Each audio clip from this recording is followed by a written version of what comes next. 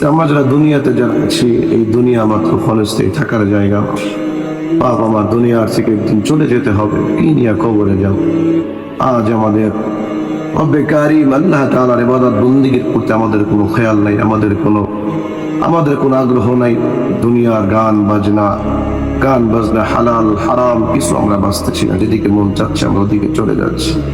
আল্লাহ বলেন, বান্দা এই দুনিয়া মাত্র ক্ষণস্থায়ী, চিরস্থায়ী হলো আখিরাত।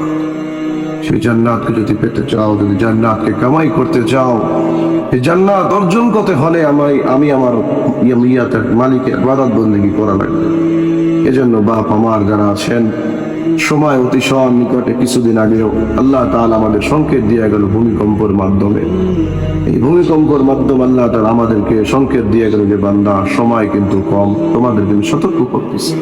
বাপ আমার, ভাই আমার, আল্লাহ বলেন যেই জিনিস ধরে সেই জিনিস কিন্তু ঠিকই পড়ে যায়। গাছের পাতা যেমন ধরে আবার ঠিকই যেমন পড়ে যায়, সেই কোনো অনুরূপ ভাবে